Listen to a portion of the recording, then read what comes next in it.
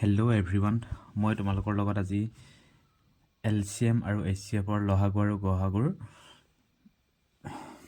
এনেকুৱা দুটা ফৰ্মুলা লৈ আনিছোঁ যিকেইটা মানে ইউজ কৰোঁতে বহুতেই ভুল কৰে। এইকেইটা ডাইৰেক্ট ইউজ কৰিলে বহু ক্ষেত্ৰত ভুল হোৱা দেখা যায়। সেইকাৰণে এইকেইটা মন কৰিবলগীয়া এইকেইটা সূত্ৰকেইটা LCM আৰু HCFৰ এইকেইটা আমি কোনখিনিত গুৰুত্ব দিব লাগে তাৰ বিষয়ে আলোচনা কৰিম। আৰম্ভ কৰাৰ আগতে এনেই সাধাৰণতে বুজাই দিব বিচাৰিছোঁ LCM আৰু HCF কেনেকৈ উলিওৱা হয়। ধৰা LCM মানে লহাগু, এতিয়া LCM ধৰা LCM উলিয়াব লাগে 12 আৰু 18। এই LCMটো আমি এনেকৈ উলিয়াম 12 আৰু 18 একেবাৰে সৰুৰ পৰা হৰণ কৰি যাম। 2 2 4 12 2 9 18 আকৌ এইটো 2 যাব 2 2 3 6 আকৌ এইটো 9টো নাযায় কাৰণে ডাইৰেক্ট 9 হ'ব। তাৰপিছত এবাৰ 2 3 গুণ নাযায় 9 আকৌ নাযায়, সেইকাৰণে ডাইৰেক্ট 3 3 গুণ 3 3 3 গুণ 9 3 গুণ 1 ইয়াত 1 1 আহিব লাগিব।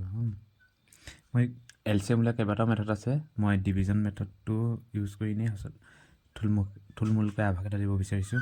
এতিয়া এইকেইটা পূৰণ কৰি দিওঁ 2 × 2 × 3 × 3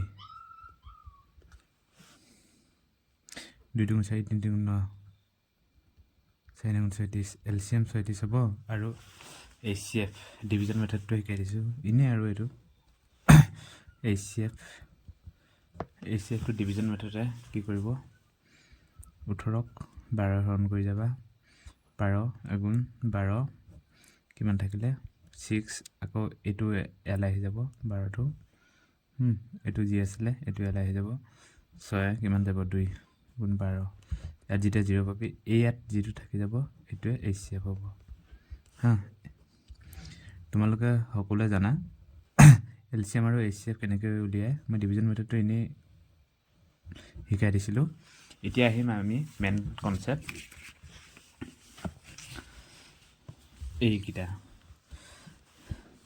LCM ইকুৱেল টু যদি ৰেচিঅ' কুৱেশ্যন দিয়া থাকে ধৰা প্ৰথমতে কুৱেশ্যন এটা পঢ়ি দিছোঁ। এনেকুৱা ধৰণৰ কুৱেশ্যনকেইটাত আমি সচৰাচৰ ডাইৰেক্ট এই সূত্ৰটো ব্যৱহাৰ কৰি দিওঁ। প্ৰথম কুৱেশ্যনটো হৈছে determine the LCM of two numbers if their HCF is 12 and their ratio' is 13:15। Determine the LCM of two numbers কৈছে। দুটা নাম্বাৰ LCMটো লহাগু উলিয়াব দিছে। ইফ দিয়েৰ HCF ইজ 12 গহাগুটো 12 এণ্ড দিয়েৰ ৰেচিঅ' ইজ 13:15। সিহঁতৰ অনুপাতটো 13 আৰু 15 আছে বুলি কৈছে। অসমীয়াত পঢ়ি দিছোঁ এবাৰ। দুটা সংখ্যাৰ লহাগু কিমান হ'ব কৈছে। যদি গহাগু 12 আৰু সংখ্যা দুটাৰ অনুপাত 13:15। এইটো এনেকুৱা ধৰণৰ কুৱেশ্যনখিনিত আমি সকলোৱে কিতাপত পাইছোঁ LCM equal to product of ratio' into HCF। এইটো সূত্ৰ ডাইৰেক্ট ব্যৱহাৰ কৰি দিওঁ। এই সূত্ৰটো মনত থৈ দিলে এনেকুৱা ধৰণৰ কুৱেশ্যনখিনি আহিলে ডাইৰেক্ট এই সূত্ৰটো ব্যৱহাৰ কৰি দিওঁ। LCM equal to product of ratio' into HCF। কিন্তু এইটোৱে অকল দুটাৰ ক্ষেত্ৰতে শুদ্ধ হয় যদি দুটা দিয়ে থাকে। যদি তিনিটাৰ ক্ষেত্ৰত LCM উলিয়াব দিয়ে এইটো কাম নিদিয়ে।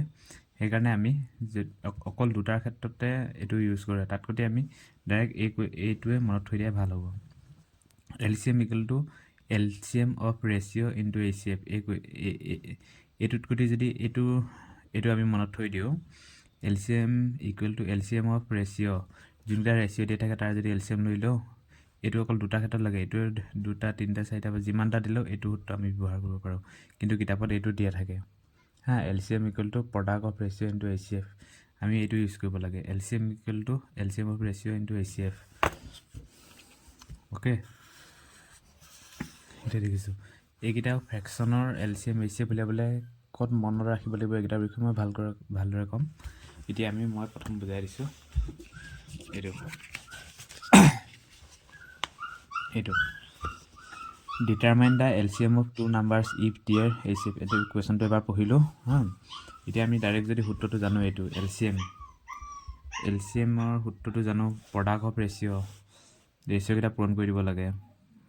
ৰেচিঅ' দুটা দিয়া আছে হয় নাই 13 × 15 আৰু HCF সূত্ৰমতে HCF কিমান দিয়া আছে 12। এই 12টো যদি আমি পূৰণ কৰি দিওঁ এইটো সূত্ৰ ডাইৰেক্ট যদি পূৰণ কৰি দিওঁ এনচাৰটো ওলাই যাব। এনচাৰটো কিমান ওলাব এইকেইটা যদি আমি পূৰণ কৰি দিওঁ 11 15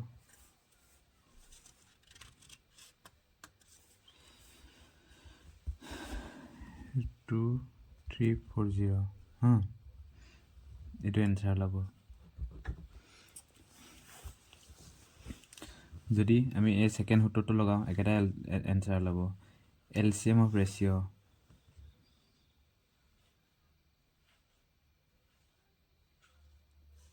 এই ৰেচিঅ' দুটা এলচিএম ল'ব লাগে।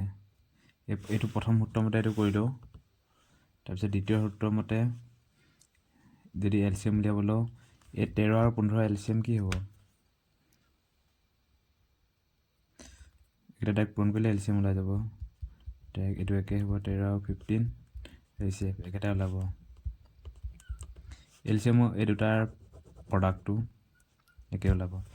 কিন্তু এতিয়া আমাক ইয়াত দি দিলে determine the LCM of 3 numbers তিনিটা নম্বৰ দিছে ইফ দিয়াৰ HCF ইজ 5 এণ্ড দিয়াৰ ৰেচিঅ' ইজ 2:3:4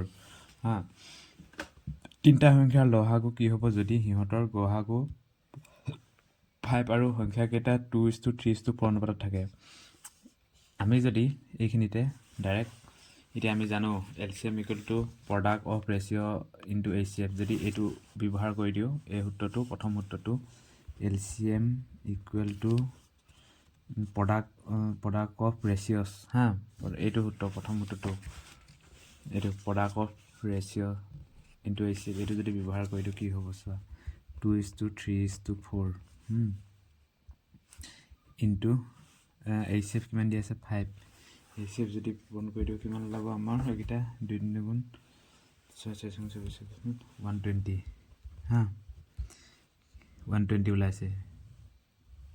দুটা ক্ষেত্ৰত 120 ওলাইছে কিন্তু আমি যদি অপশ্যনত 120 থাকে হয় বুলিয়ে ভাবিম। কিন্তু আমি জানিব লাগিব এটা কথা প্ৰথমতে সংখ্যাকেইটা যদি উলিয়াই লওঁ সংখ্যাকেইটা উলিয়াবলৈ কি হ'ব গসাগু ইনটু ৰেচিঅ' পূৰণ কৰিলে গসাগু HCF আৰু ৰেচিঅ'টো পূৰণ কৰিলে আমাৰ সংখ্যাটো ওলায় ৰেচিঅ' ইকুৱেল টু নাম্বাৰটো ওলায় নাম্বাৰ। সেইটো কাৰণে আমি কি কৰিম যদি নাম্বাৰকেইটা উলিয়াই চাওঁ 2 5 গুণ কিমান 10 3 5 গুণ কিমান 15 4 5 গুণ 20 এইকেইটা যদি আমি লসাগু উলিয়াওঁ কি হ'ব যদি লসাগু উলিয়াই চাওঁ 2 এবাৰ 2 5 গুণ 10 15 15 থাকিব 2 10 গুণ 20 2 5 15 2 5 গুণ এইটো এবাৰ কি হৈ যাব এইটো 5 2 3 মাৰি দিম 3 5 15 5 5 1 1 1 2 দুগুণ 4 4 দুগুণ 12 5 60 এনেকৈ কৰোঁতে ইয়াৰ এলচিএম কিমান ওলাইছে 60 ওলাইছে সেইকাৰণে মই কৈছোঁ তিনিটাৰ ক্ষেত্ৰত যদি আমি এই সূত্ৰটো ব্যৱহাৰ কৰোঁ তিনিটাৰ বা দুটাতকৈ অধিকৰ ক্ষেত্ৰত অকল LCM equal to product of ratio' into HCF এইটো অকল দুটাৰ ক্ষেত্ৰত প্ৰযোজ্য হ'ব।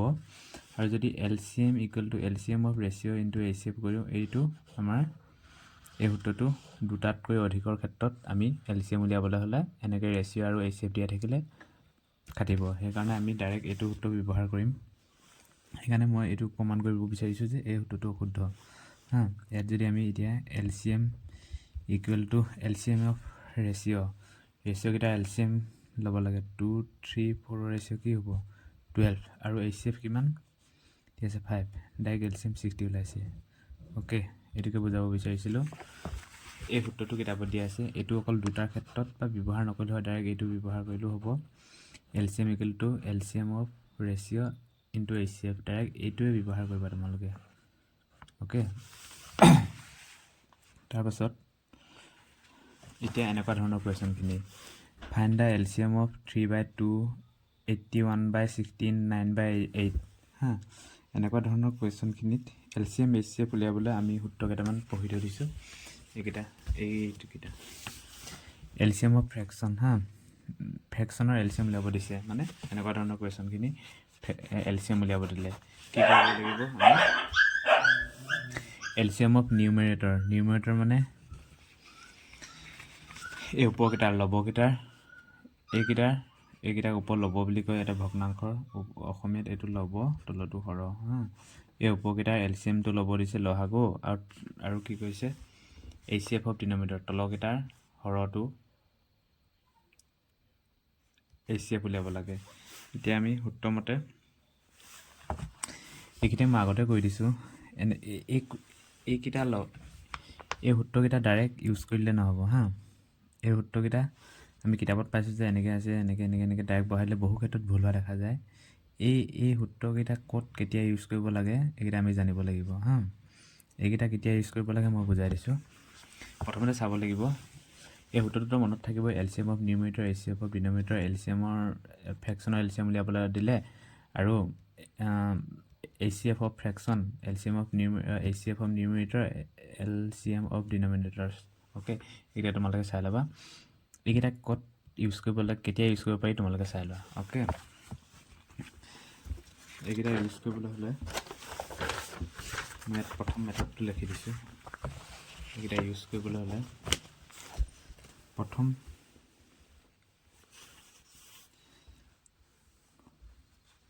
ফাৰ্ষ্ট মেথডটো হ'ব ইউজ কৰিবলৈ, মেথড 1টো।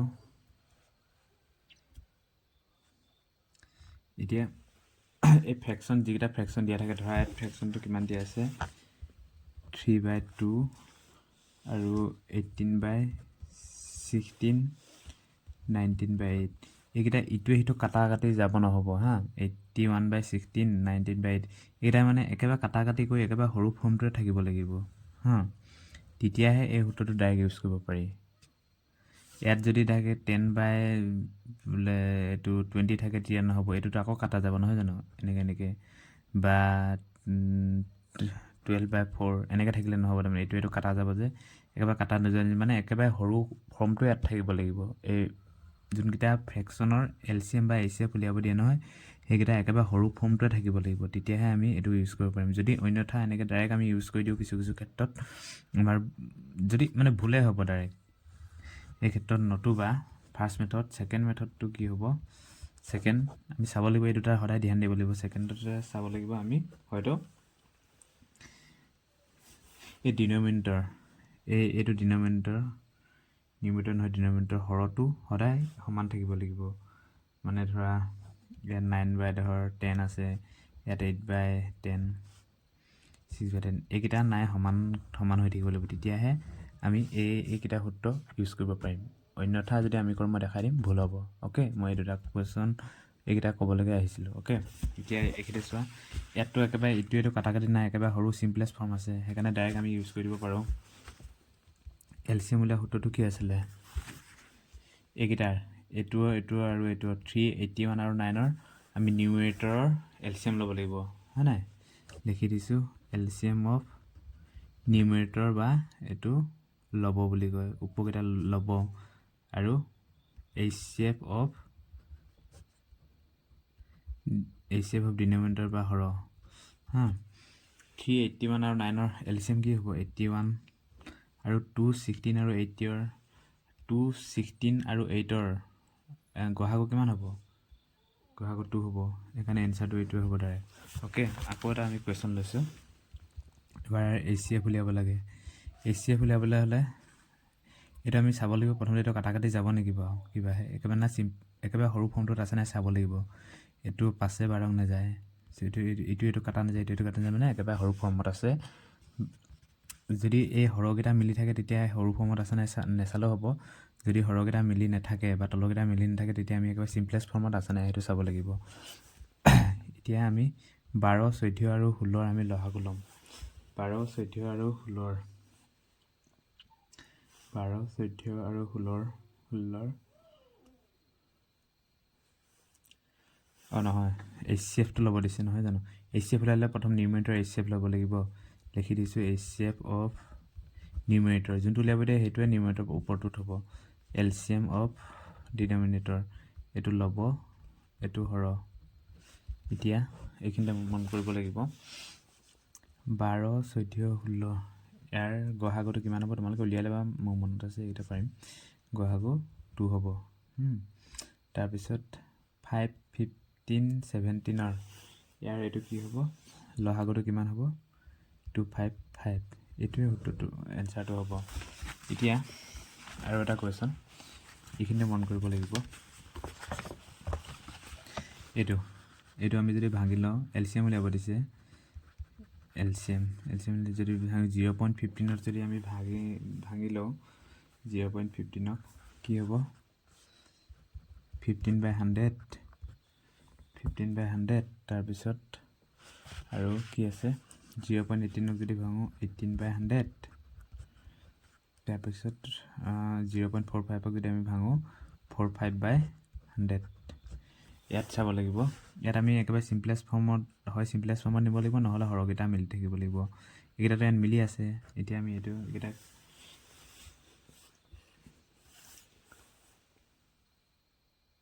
মিলি আছে এইকেইটা আমি এতিয়া ডাইৰেক্ট কৰি দিব পাৰোঁ সূত্ৰমতে LCM উলিয়াবলৈ হ'লে ওপৰকেইটা LCM ল'ব লাগিব ওপৰকেইটা LCM কিমান হ'ব 15 18 সূত্ৰটো লিখি দিছোঁ LCM অফ নিউমেৰেটৰ ওপৰকেইটা তাৰপিছত HCF অফ ডিনমিনেটৰ হয় নাই এইটোৱে আছিলে এইটো 90 হ'ব এইটো 100 হ'ব 0 কাটা গ'ল এইটো কিমান হ'ব 0.9 এতিয়া এইটো চোৱা এইটো কোৱেশ্চন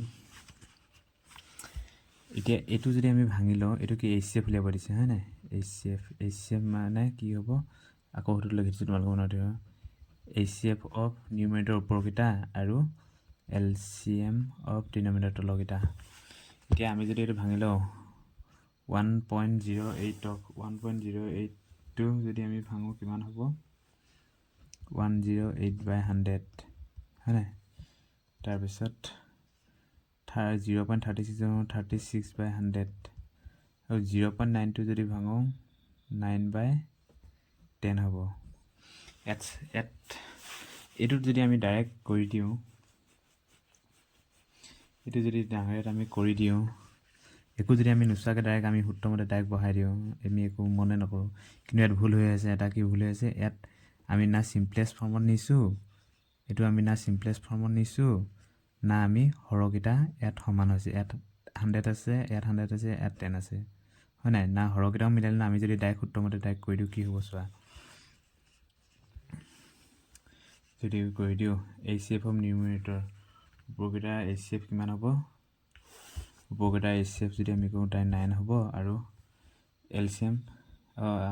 LCM তলকেইটাৰ কিমান হ'ব 100 এনসাৰটো কিমান হ'ব 0.09 কিন্তু এনসাৰটো 0.09 এইটো অশুদ্ধ হয় এইটো অশুদ্ধ আমি শুদ্ধ কৰিবলৈ কি কৰিব লাগিব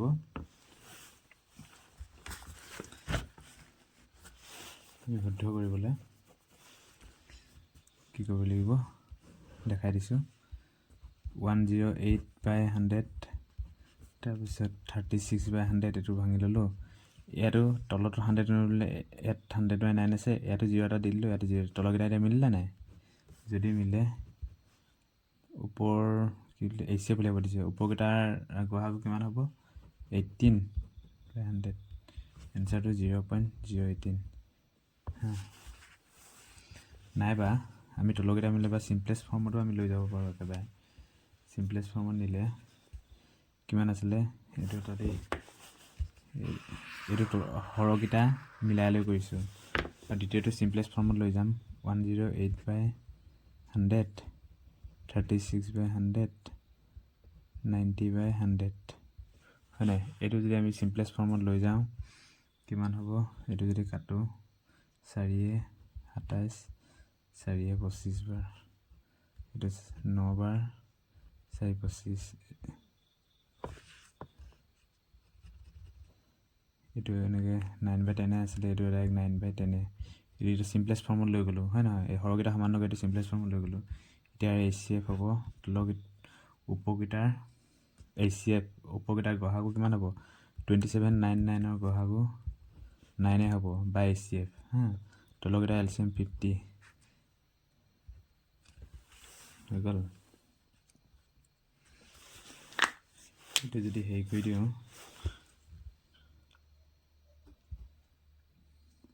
100 কৰি দিলে এইটো এনচাৰটো 0.18 অ'কে শেষত এটাই কথা এই সূত্ৰটো LCM equal to product of ratio' into HCF এই সূত্ৰটো অকল দুটা ৰেচিঅ' দিয়া থাকিলে বা দুটা সংখ্যাৰ ক্ষেত্ৰতো উলিয়াব পাৰি সেইকাৰণে এই সূত্ৰটো আমি ইউজ নকৰাই ভাল LCM equal to LCM of ratio' into HCF এই সূত্ৰটো দুটাতকৈ অধিকৰ ক্ষেত্ৰত ব্যৱহাৰ কৰিব লাগে বা আমি এইটো ব্যৱহাৰ কৰা লাভ আছে আৰু এই সূত্ৰকেইটা ব্যৱহাৰ কৰাৰ আগতে আমি হয় চিম্পলেষ্ট ফৰ্মত নিব লাগিব নহয় হৰকেইটা ডিনমিনেটৰকেইটা সমান কৰি ল'ব লাগিব অন্যথা আমাৰ ভুল হ'ব অ'কে নহ'লে আমি ফ্ৰেকশ্যনটো একেবাৰে চিম্পলেষ্ট ফৰ্মত সৰু ফৰ্মত আছে নাই সেইটো চাই ল'ব লাগিব অ'কে